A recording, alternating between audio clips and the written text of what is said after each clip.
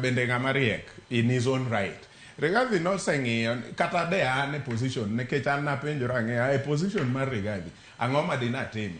Namba achiel, i resign ni idwa reserve opportunity mari mar chung e ombulu mabiro mana king'e ni in gi opportunity mar bedo president e ombulu mabiro no. To kiseng'iyori miyudo ka ok anyal to onge gimichaki rito nikech kisebedo deputy president Joyce onge gimidwa reserve, ok idwa chung governor, ok idwa chung anything else, kombe gi ingo te, the only kom modong en presidency. Tiseng'iyori miyudo ni presidency no ok itimri na ok inyal. Koro anane ni mane momiyo Rigathi had to keep fighting. Kata ji mang'eny ne wacho ni odhi resign mondo chik oyiene ochung mbele kanyo. Ochung ang'o? Gimonego ochung no en achiel kende to gino oseyudo ka ok onyal. Koro ang'o mitimo? I-fight mondo idong hero e wang' jowu.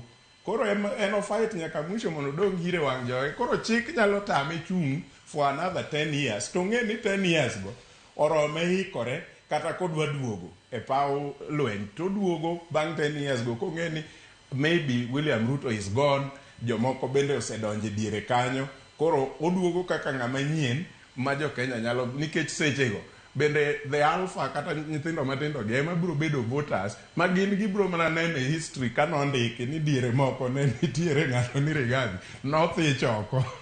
Koro ok en kata wan ema sechego wang'eny, jok ma koro ng'eny gin nyithindo mamagwa, nyithiwa ema koro voters mang'eny ma gin gima notimore e kind Rigathi gi William Ruto, they don't even care about. Koro aneno ni mane mamiyo Rigathi noamua ni gini agora nyaka tung nikech kom modong actually en mana jok manyalo resign chon gin ji machalo MCAs, members of parliament, nikech pod in go kenge mang'eny ma politically wacho ni kik geng'na, adwa chako chung member of parliament, adwa chung senate, adwa chung governor, adwa chung deputy president kata president. To Rigathi ong'iyore wacho ni presidency kende modong.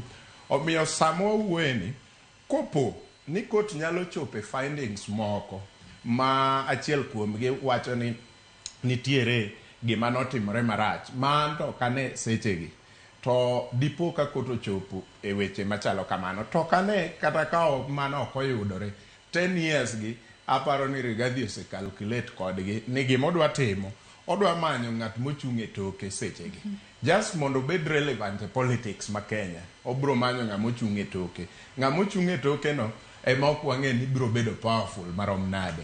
To chik to man go en ni ka onge kom mar deputy president be obro command the forces manyo command ka en gi power. Mane ma e penjo maduong' nikech dhano ero power. Kata mana Samuel Wueni joma ng'eny nowuok e ng'e Uhuru Kenyatta nikech ne ging'eyo no Uhuru Kenyatta power korose odhi wuoke. Either power dhi ne Raila Odinga kata power dhi ne William Ruto, mago ema ne top contenders. Omiyo jo Mount Kenya mang'eny no shift kuwuok e ng'e Uhuru Kenyatta. Dhano ero power to kendo jo masawago to koro ero power moingo ng'ata ng'ata. Ka Rigathi kawuono onge gi power no, I can assure someone 100% jogi biro dhi tok Kindiki. Koro kopo ni nitie ng'ato ma Rigathi dhi ochung' e toke, I'm not sure ni kura di ma Rigathi biro kelo e tok ng'ani. Erokamano. Matinde ni miwacho ni nyalo bedo ni doho nyalo yudo ni Rigathi Gachagua nothich oko e yo ma ok ni kare, kendo koro igolo oko wach mar thiche oko tiyiene mar mondo mi olalala lemo moro amora mar telo e kinde mabiro mbele. Ang'o momiyo ni nene kod angolo machalo kamano? Joyce, erokamano. Mokwongo thicho mar Rigathi en tuk siasa. Do en tuk chik. Kanyi neno Chief Justice Martha Koome nyoro kawuono